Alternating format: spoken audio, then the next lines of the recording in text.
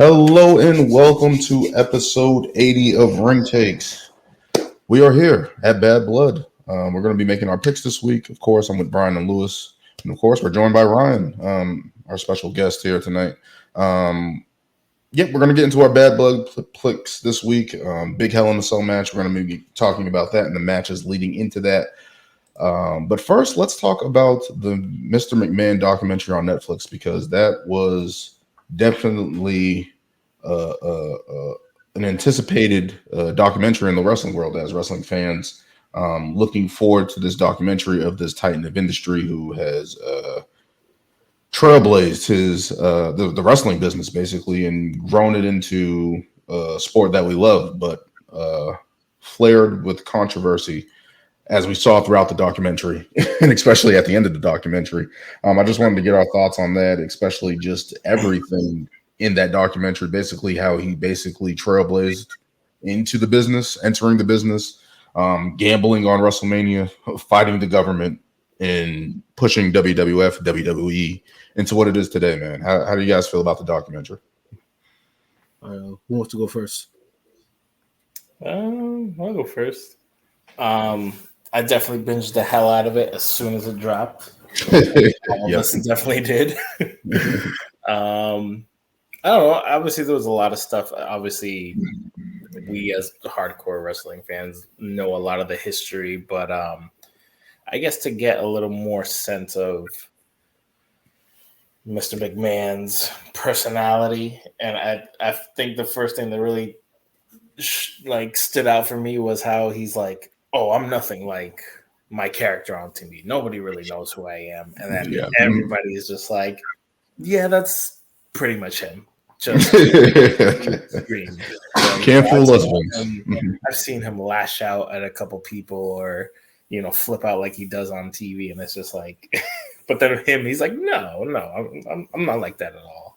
I think it was also good to get more interviews on Steph Shane. I feel like we've heard from Stephanie, but to her, like, I guess more in depth talks about her father and stuff like that.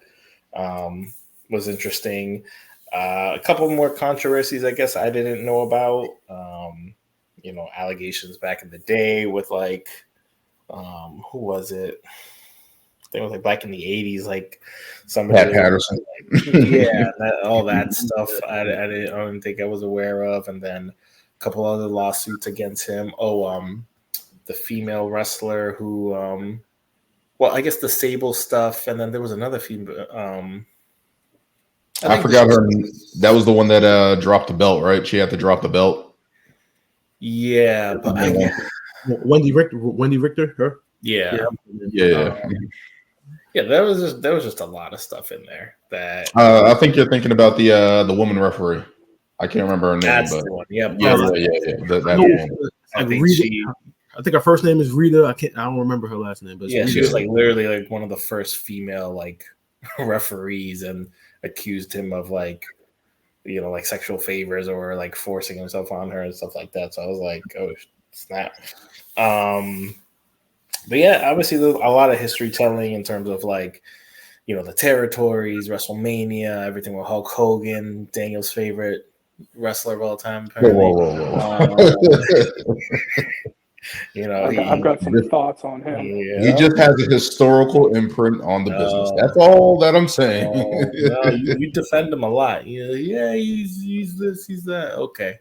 Hey, I'm just going to say this. If he didn't get caught with the steroid scandal, Bret Hart probably never would have got his push. That's all I'm saying. If Hulk Hogan taking steroids and getting caught led to Bret Hart, the excellence of execution, the new generation, we got that out of Hogan. So thank you for screwing up. Ushering us into a new era. Thank you. Sure.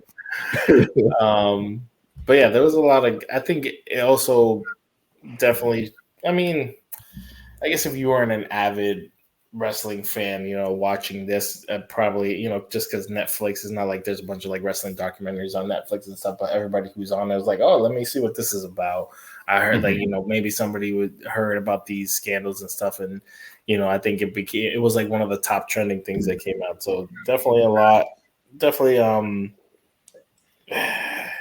it's crazy that all this happened right before they were filming all this, and then all this came out. And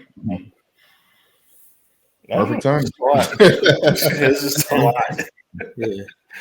But it's crazy to think that he's, from everything he did, everything he built, now he's just out, and it's just like we don't even know what is going on, proceeding wise or anything like that. So it's crazy stuff.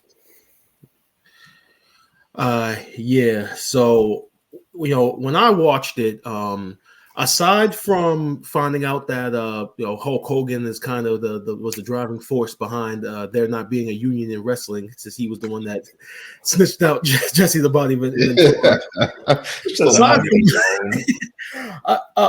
Aside from that and a couple of other things, I mean, I didn't really learn too much new. A lot of the information that was provided was stuff that I may have learned from watching other WWE documentaries or listening to other podcasts, like even the Tom Cole lawsuit and and all of that stuff. That's all stuff that I heard on something to wrestle with Bruce Pritchard. Daniel, you mentioned Pat Patterson. I felt like that part of it was very unfortunate for him because when you look at his legacy, him being the first ever Intercontinental Champion and introducing the Intercontinental title, and the fact that he was so revered in the company. I mean, now somebody who doesn't know that will watch that now and think he's potentially a child molester, and he can't defend himself now because he's passed away. So that's one unfortunate part about it. But he's going around grabbing peckers. Yeah. I mean, it definitely sucks because when you hear about Pat Patterson and stuff like that, I always think about the Three Stooges and stuff like that with Gerald Briscoe, Vince, and those guys just getting beat up in the corporation and stuff like that. So you hear a bunch of things about him in terms of his mind for the business and all the positive things about it. But there was that lingering. I did hear about this lawsuit, I think years ago.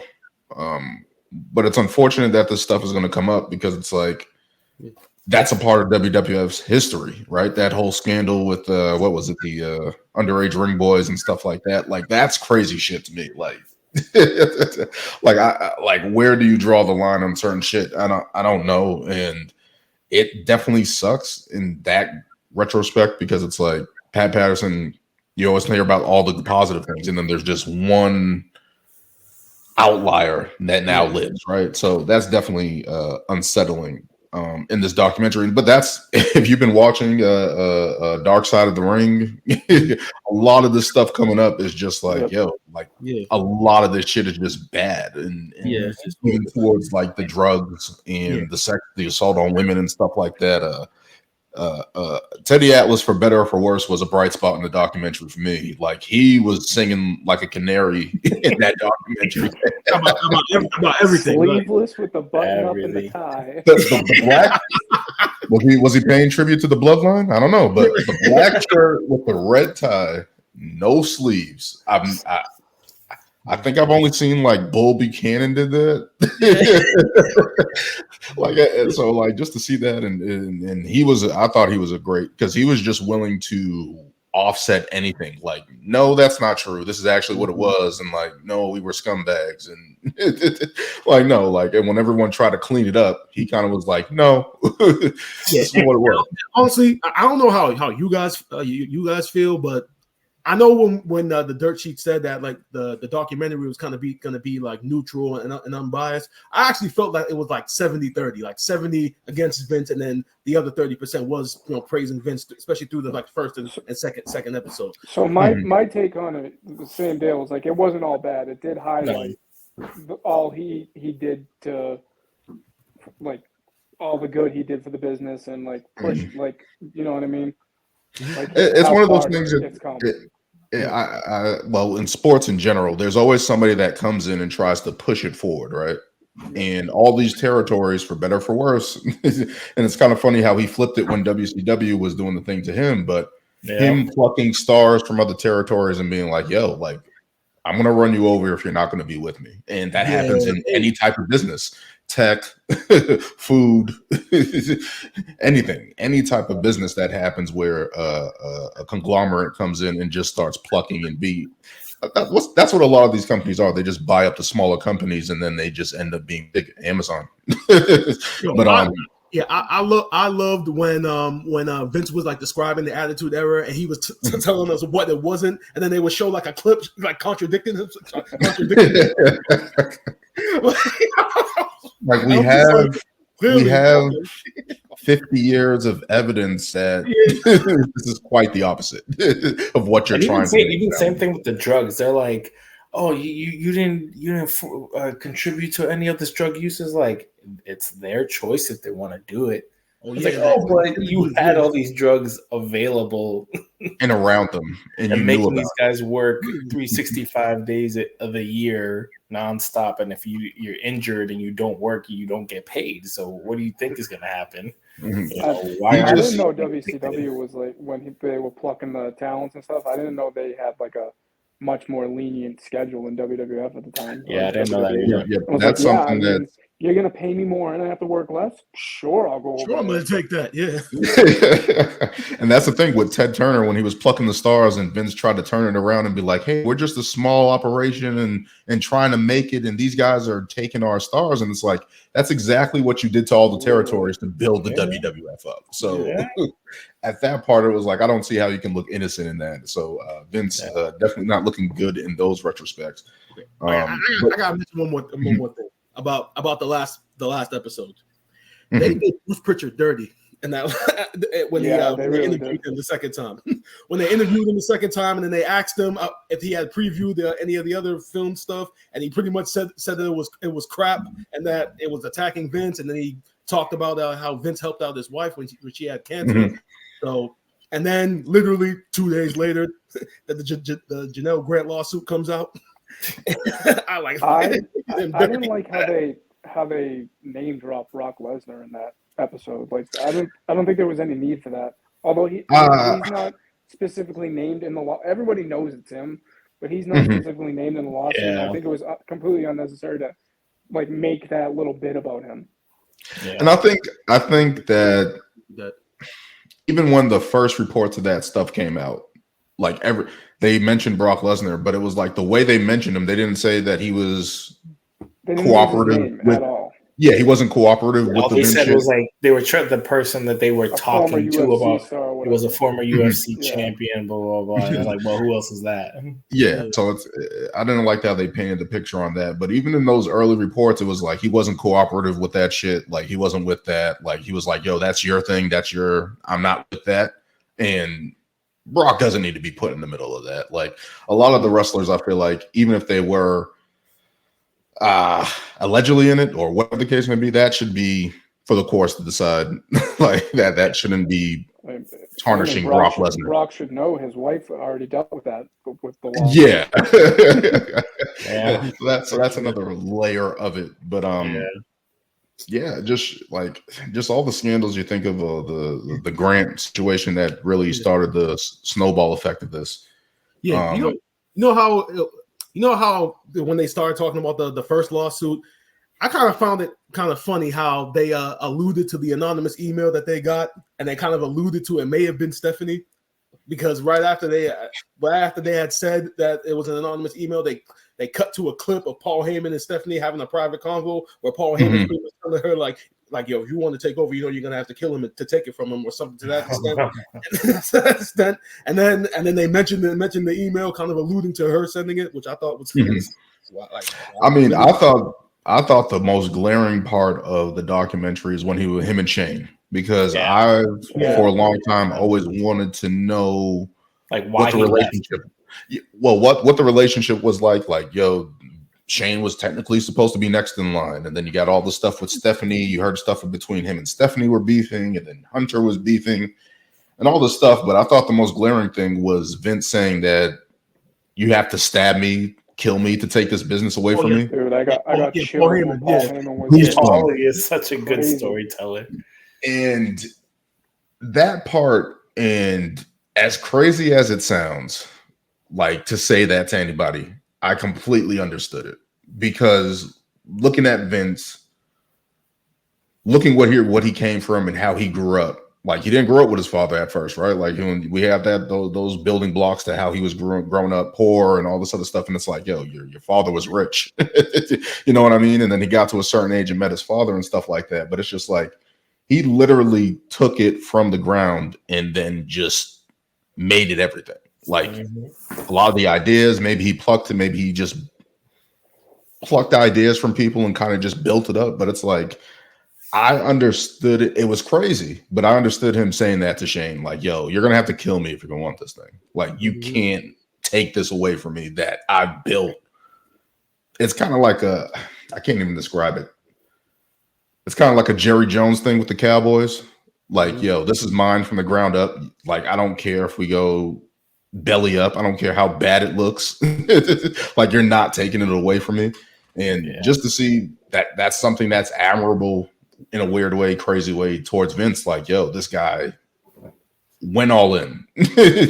Went all in from the story from WrestleMania. Yeah, like from WrestleMania, like one, like that was all he had. Like if that failed, he had nothing, right? And then just to carry on through this whole thing, it's just crazy, man. But I thought it was a good insight to see how him and Shane are and Stephanie are, and like getting that aspect because they played that family drama on TV with Linda, Shane, Stephanie, and Vince quite often, right? In storylines, right? So it's like, how are these people behind the scenes? And so I thought that was a great tidbit to see how his family was and really see what Shane, because I feel like that was one of the big question marks. And now we hear Shane technically talking with AEW, taking pictures with the Young Bucks. So it's just like, where are we now with that? So, but I thought it was a great documentary. A lot of the stuff I didn't know, but just to get those little tidbits were awesome. I thought that was great. Yeah, I mean, I think I mentioned on last week's show that I was really interested in the Owen Hart incident. Yes, and what Vince was thinking when he decided to continue the show. So he had said that like when it happened that like the crowd the crowd was like went dark and everybody didn't really see. My whole thing is I'm picturing like because we've all been to WWE shows and like when they black out the crowd during commercial breaks and stuff. You can still somewhat see what's going on. You can see. That's why I'm thinking like, okay, that's kind of bullshit. So based on that mindset, that means everybody saw this guy die. So everybody saw it, and then I get it from a bit, like I said before, from a business standpoint, I understand it. But then you're forcing your talent to go out there and put their lives on the line if they literally just watch one of their fellow wrestlers just die in front of them. And I think in that instance, they should have just sent the crowd home because it really was no need to continue because nobody wants Jim Ross giving me sad, and it's like I instantly just look at the Jeff Jarrett promo like seconds after that, right? Like they went to Jeff Jarrett, his match was up next, and it was just like, how do you in retrospect, like, how do you I've watched that pay-per-view, like I've had it on VHS and stuff like that. So watching that pay-per-view and them knowing all the details and all the backstories and the history behind it, it's just like, I don't know how those guys like continued. I don't know. Like I don't know. I guess it's just the performer in those guys. Like, yo, the show must continue and this is my job and I gotta do what I gotta do. But it's just like, I don't know how they do it. And especially how Owen was so close to everyone and everyone loved Owen. Like when you hear the stories and stuff like that, even people when you watch the TV, like the shows between Triple H and Owen and Shawn, and it's just crazy. And it's a very tragic story for Owen, right? Like, yeah, that was just a dark mark for Vince, right? And in that terms, and I don't even know how those wrestlers continued. That was my main thing from that. They talked about the Chris Benoit thing. Situation and Eddie Guerrero, and it's just like, God damn, man. Doesn't believe in CTE apparently. Although I don't have that much heat on them for them doing the tribute show the day before because nobody knew what actually happened. Hours after. So it's like, I mean, if you don't know, you don't know. So it's like, and then they actually talked to Christopher Nowinski, right? Who was the guy from Harvard. Who I actually started the research for CTE and looking into that for different sports and stuff like that. And it's like, now that we know in retrospect with all the chair shots and stuff like that, when we watch AEW, I'm just like, oh my God, like how the hell are people still landing on their heads? But that's what wrestlers give to the business, right? They give their bodies to the business. But just in retrospect from all that and just seeing the details and the research and how WWE tried to get in front of it and stuff like that, at least try to kind of keep it close so it looks like they were kind of in front of it and trying to be protective and stuff like that and doing all the safety measures. Even Hulk Hogan, I mean, not Hulk Hogan, The Undertaker was like, yo, the chair shots are part of the business. Yeah. Like, what are you doing? And Undertaker has taken some gnarly hits to the head and stuff like that. So everybody in that era took so many chair shots. I just remember always the Ken Shamrock one when he's on his knees. I was just going to say that. Telling the Rock, like, bring it, and the Rocks. So yeah, but man, that documentary, man, just opened up a lot of like tidbits and stuff like that, and just the news of it was groundbreaking. Vince definitely a controversial figure, right? Like this guy that has made us love wrestling, right? Like a lot of us grew up watching WWF and where it is now, I got to see the NXT CW in the background. So the evolution of wrestling has gone tenfold in what we could even imagine it could be. And it's because of this guy who's a controversial figure who had so much controversy, like the steroid scandal. Like people thought that he had the neck brace on was basically playing it up, yeah, as a fake, like, right, and all this stuff like that. And it's just like he beat the federal government, and it just all that stuff, man.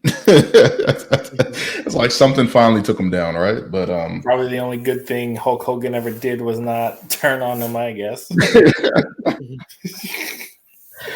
the funny thing. He testified, and it's like, no, he didn't really. He told the truth, right? Like he didn't really say anything burying Vince, and he had every opportunity to. He could have destroyed Vince. Like WCW could have been the only company. Like he could have been like the guy that put the nail in the coffin. He didn't. But Hulk Hogan. What are you guys' thoughts on Hulk Hogan in that documentary? No, let's let Brian never a fan of him before, and trust me, I don't think I ever will be. Like the whole thing with just hearing him, like I've known about like the union thing. I knew about that, and like I've known about these things, but hearing him actually say, "Oh yeah, that was me. I went and ran." Like, what are you doing? He doesn't even try to defend himself or anything. Like, nope, yeah. Like, and yet, nope. You can tell in his eyes, he was just like, "What? Hey, Vince, these guys trying to start a union," and he's like, "All right, well, this is how we gonna handle it." And this is what he said. They put everybody on stage under a microscope. Oh, you want to be part of a union? You out of here. That's basically what, and that's the thing. Nobody wanted to do it at that point, but it's like that's probably something that they all definitely probably could have benefited from, you know? Mm-hmm. Yeah, I mean, definitely. I'm just at the point. I'm at the point with Hulk Hogan right now, where nothing he does like surprises me anymore. So it's just like, oh, that's just him. He's a piece of shit. Yeah. I mean, it doesn't take away anything. It doesn't take away anything from his wrestling career, but yes, Terry, but like Hulk Hogan in the Lewis, Hulk Hogan is still a top 15 WWE superstar. No, he's not. So that leg drop doesn't. Just because he is the 80s. So Hulk Hogan in the 80s, I respect. Terry Bollea, the human being, he's full of shit. Yeah. So that leg drop doesn't mean a little less to you, Brian? Nah, man, it's just like he's such a controversial figure and stuff like that. And obviously, what Ryan said about WCW offering lesser dates and stuff like that, that was a game changer, right? And that's kind of like the blueprint WWE's kind of following right now, where they're giving people time off and stuff like that. So even though it took a while for WWE to get there, they're exercising. Did something change or something? Something must have changed. All it takes is one anonymous email and a paper trail. Apparently. And a paper trail. That's all it takes. Nah, but man, that was a great documentary. I want more wrestling documentaries. Maybe not so much the dark side of the ring stuff. maybe a little bit more joyous ones. I like the ones that WWE does, of course, but nah, Mr. McMahon, definitely a controversial figure in the wrestling world, titan of industry, if you will. But nah, man, that documentary, I have no words for it. I want to watch it again just to be like, because it just takes you through a different time period in wrestling and goes through the history of it. So I think that's a cool thing, and especially watching those old WWF matches and stuff like that, just to know all this craziness is going on behind the scenes is just like, I can't even imagine stepping into those walls during those times. But gives you a nice insight. But no, great documentary, great by Netflix. I think Bill Simmons produced it as well, and the person who did Tiger King or whatever. Great work by them. We'll see if they can continue to make more of these as WWE moves Raw to Netflix in 2025. So hopefully we get more documentaries coming out produced by Netflix, et cetera, et cetera. Can't wait. But let's move on to our bad blood picks, which